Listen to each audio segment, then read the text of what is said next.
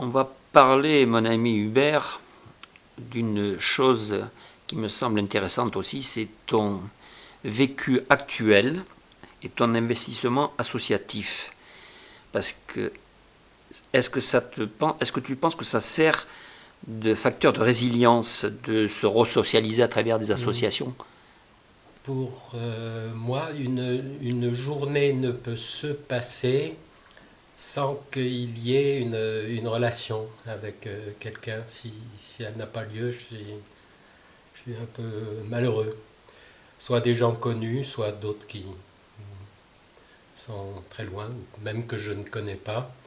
Ça passe par des mails, des courriers écrits ou des petites enveloppes timbrées avec de jolis timbres. Euh, et je disais des gens que je ne connais pas, je pense qu'en particulier à un mouvement auquel j'adhère depuis, je pense, une trentaine d'années, c'est Amnesty International. Ça consiste, je pense que beaucoup de gens qui regarderont cet entretien-là connaissent ce mouvement. C'est un mouvement qui s'efforce de lutter pour la liberté d'opinion et le respect de la personne humaine, des droits humains à travers le monde. Et ça consiste tout simplement à écrire des lettres aux autorités qui ont en charge le respect des droits humains dans de nombreux pays du monde. Et ça prend pas beaucoup de temps, mais quelques minutes des fois peuvent accumuler avec de nombreux correspondants, sauver une vie. Et le courrier d'Amnesty nous révèle qu'il y a un certain nombre de gens comme ça qui sont sortis de geôles épouvantables, ou de gens qui ont sauvé de la chaise électrique ou de l'internement d'office en hôpital psychiatrique par des actions répétées de ce genre-là. Ouais. Donc, j'essaye de scier comme avec une Les barreaux. lime à ongles, les barreaux de prison. Un deuxième combat aussi qu'on partage depuis quelques années, Quelques années, ouais. c'est le combat avec Jonathan. Alors Jonathan Pierre Vivante, c'est une association nationale qui rassemble des parents. On a du mal en langue française à désigner ses parents. Il n'existe pas un terme, il n'existe pas de mot.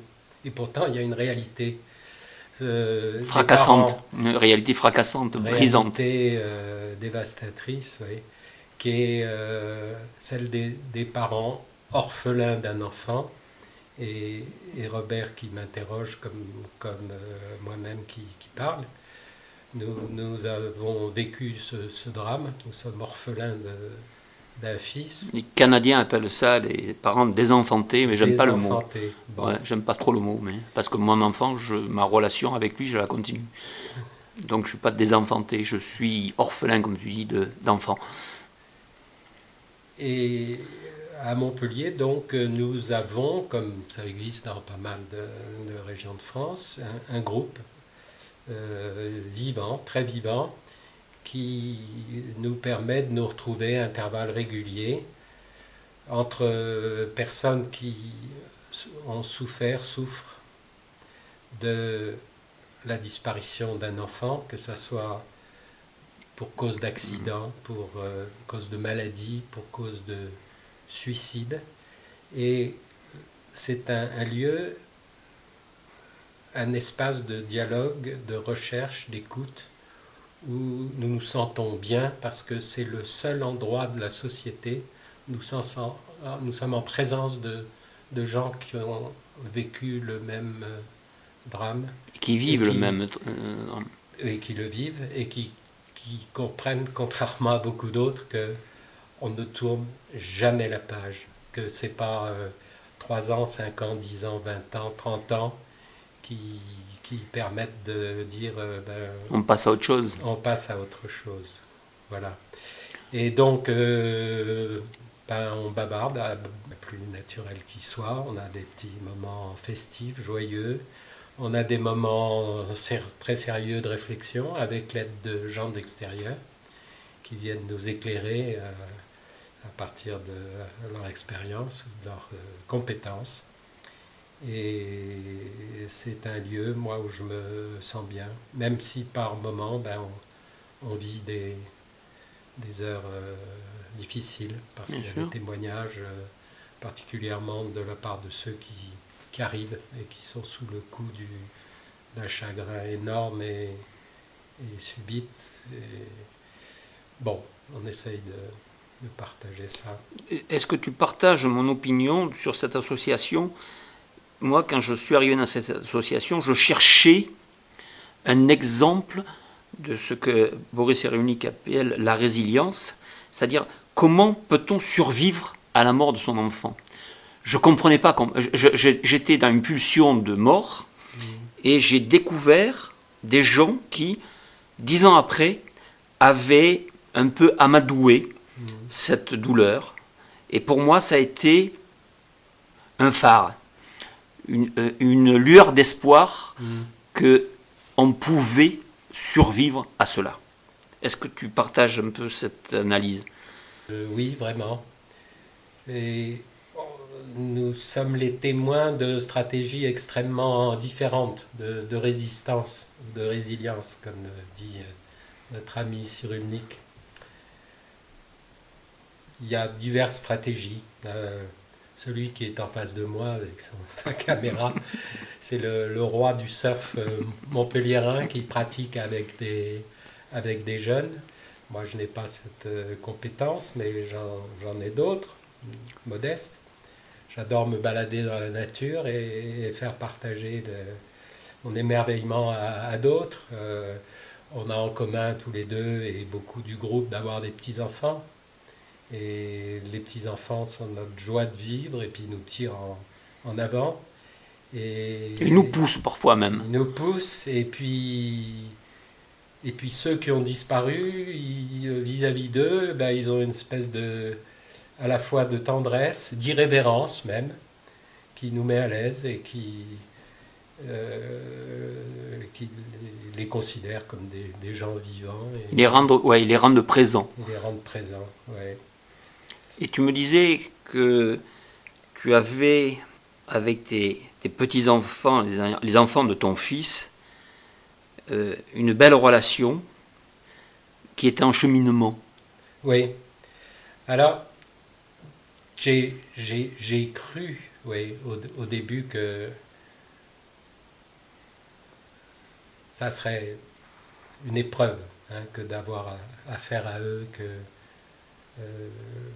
je me disais, j'ai déjà à l'époque 4 enfants, enfin, 3 filles et une belle-fille, et puis ces deux péquelets, comme on dit en Lozère, où je vais souvent aussi. C'est un des lieux où je me ressource profondément. Et qui étaient âgés de 10 et 5 ans. Et petit à petit, bon, maintenant ils en ont 21 et 18.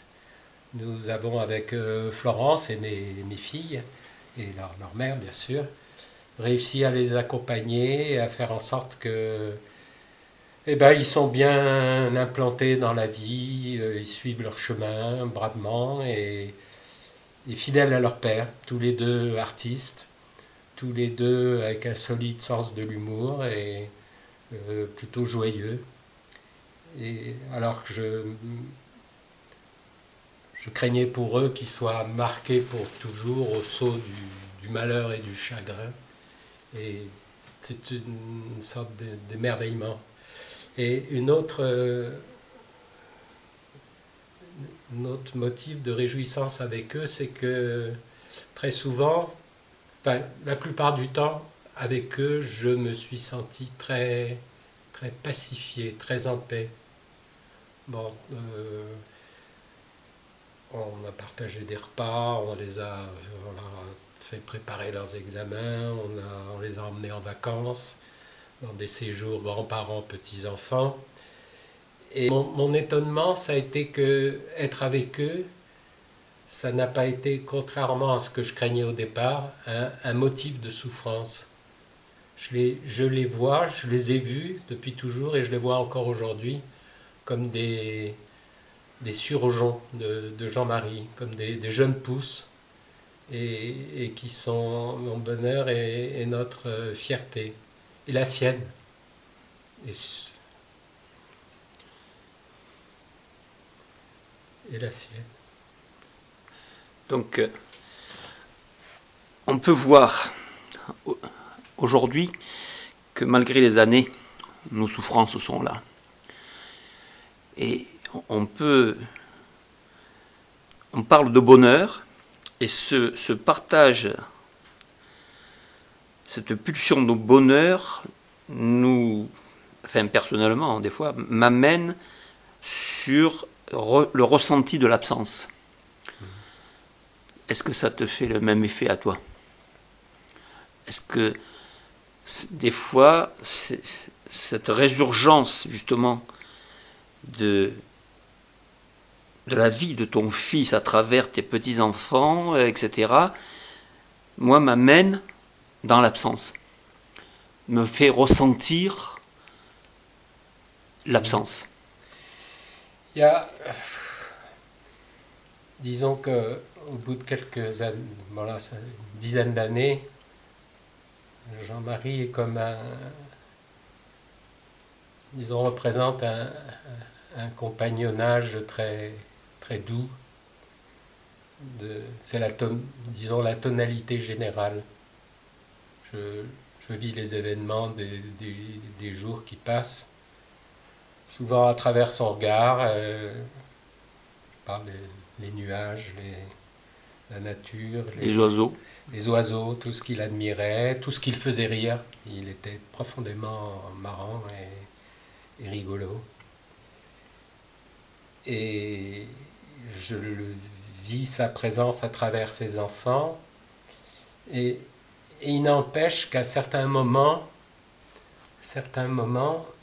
il y a on ne sait pas pourquoi, l'irruption de la douleur est extrêmement brutale et imprévisible.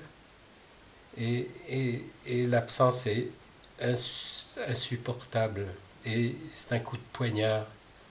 Et à ceux qui seraient tentés de dire, mais une page est tournée au bout de 7 ans, au bout de 10 ans, certains diront 20 ans sans doute, revenir en arrière, la page est tournée, devrait être tournée, je dis non, c'est pas possible. Et ces moments de douleur où le coup de poignard se manifeste, bien que merveilleusement accompagné par toutes sortes de gens, des thérapeutes, par nos petits-enfants, par tous les bonheurs de la vie, et ben, dans ces moments de douleur, on est épouvantablement seul. Ouais. On fait avec. Mais personnellement, ces moments de solitude me grandissent. C'est-à-dire que quand je reviens à la vie, je ne regrette pas d'avoir vécu ça. Parce que ça me prouve que je suis sensible, que ma sensibilité n'est pas morte avec la mort de mon fils. Si je suis sensible, je suis encore en vie pour moi. Tu vois, en faisant du sport, des fois, j'aime me faire mal.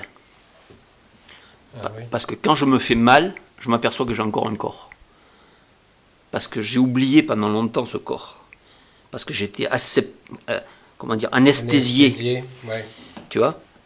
Et moi, des fois, ça me va bien. Parce que ça me ramène que j'ai la chance d'être en vie. Mais c'est très bon, c'est un partage, là. C'est une excellente émission. Je ne sais pas si on en fera quelque chose. On va essayer. Bon. Voilà.